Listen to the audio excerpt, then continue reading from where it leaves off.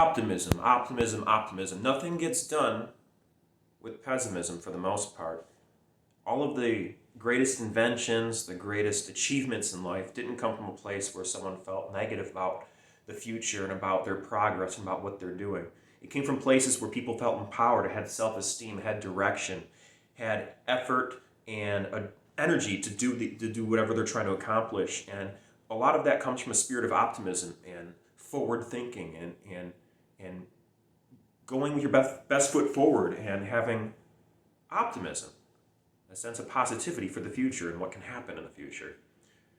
Now, they say there's optimism and there's pessimism and there's realism and there's all these isms or whatever you want to label people as. You can put people in boxes all day long. We do it all the time, subconsciously, even consciously sometimes. And you can see it all over the place on the World Wide Web. People want to make sense of the world. They want to be able to know who they're dealing with, and we'll put people into these labels, or we'll try to make sense of who we're dealing with. But I wanted to talk about optimism because I have a friend who did a TED Talk. Yeah, I had a friend, Dan Putt. He did a TED Talk here in Detroit, at TEDx in Detroit several years ago. And he's a chemical engineer, and he talked about the elements of optimism.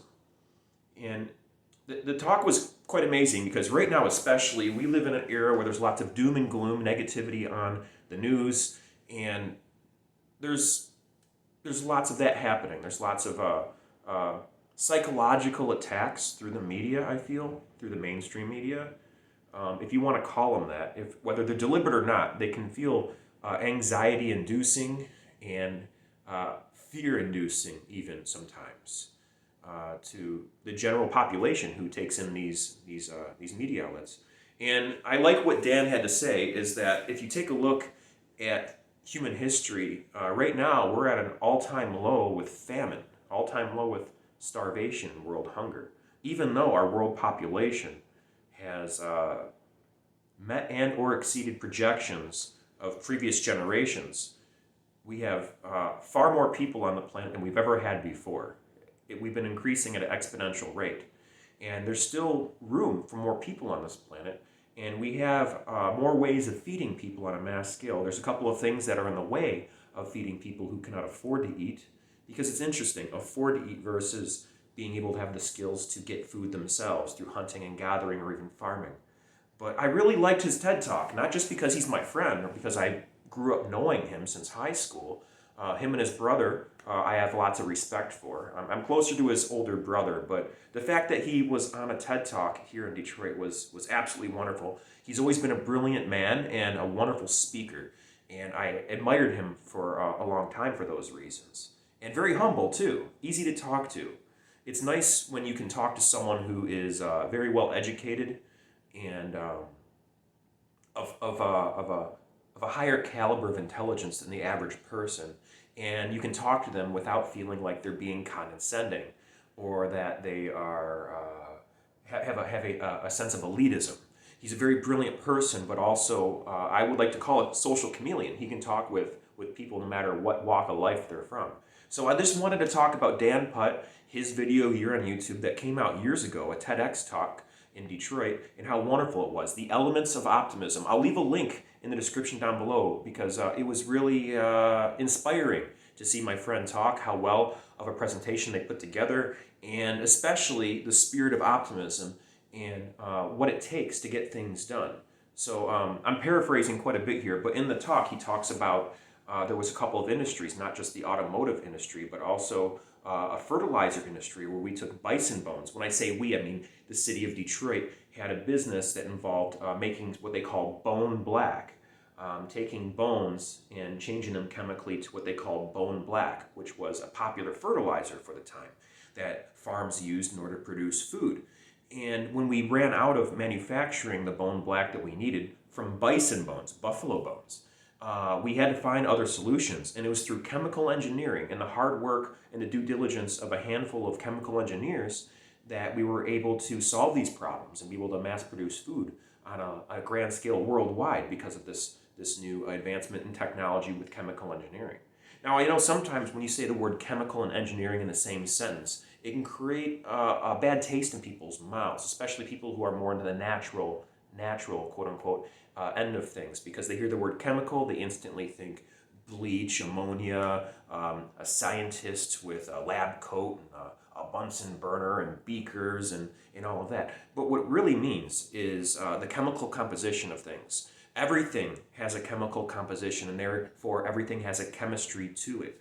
How atoms and molecules interact with each other, chemically speaking, is what chemistry is all about. Then physics is a whole other thing altogether, but they're very much intricately related, right? Kind of like how anatomy and physiology are intricately related, or hardware and software. They're all parts of the same thing.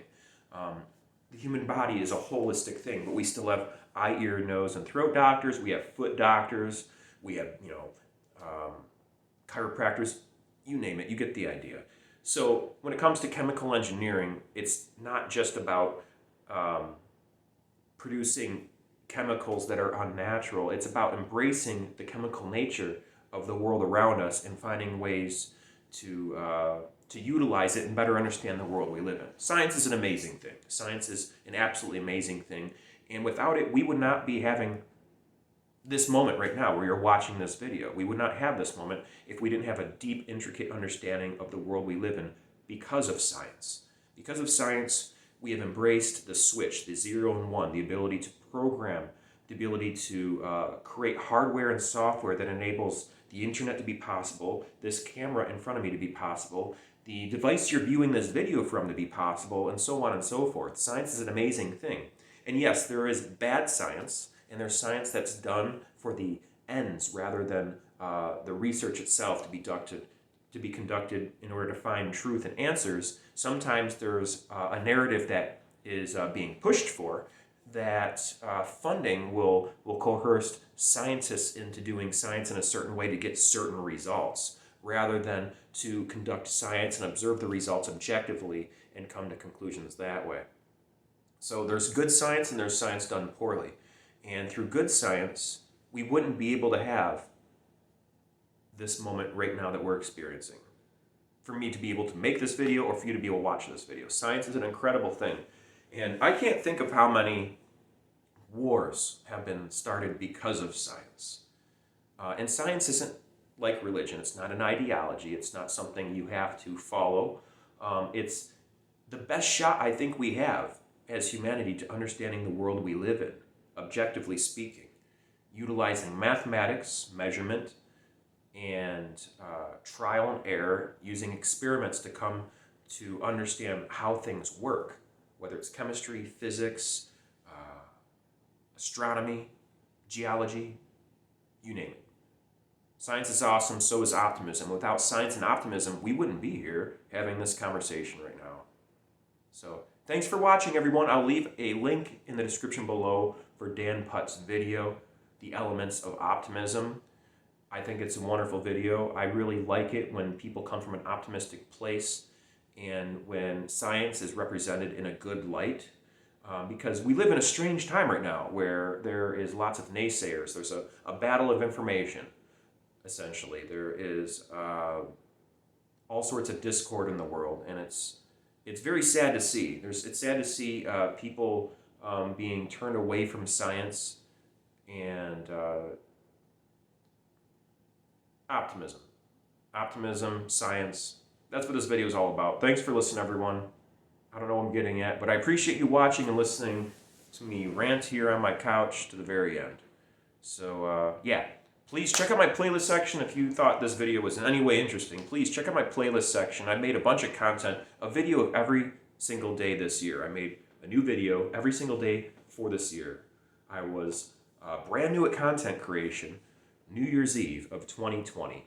And I promised myself throughout the year of 2020 that I would make a YouTube channel before the end of the year. And 45 minutes before New Year's Eve hit, I started filming. I made that video, and you can check it out. It's my first video ever published here on this channel, and I've been posting videos ever since. And I've actually posted weekly circus and flow arts tutorials every single Sunday. So please check out my playlist section and look at all the categories where I carefully organized everything I made this year. You're sure to find something there that might be interesting for you. That's a wrap, folks. Thanks for coming again. I appreciate it so very much. Thanks for getting me over to 1,000 subscribers. We're over 1,000 subscribers now, and I am looking forward to making better quality content in the near future. So that's it. I'll end the video now with remember to never give up and to do the best you possibly can. To be honest with yourself and stay true to who you are on the inside, and to be amazing. And to be amazing, all you got to do is just be the best version of exactly who you are. Thanks for watching. Love you. Take care. Till the next video. Bye-bye.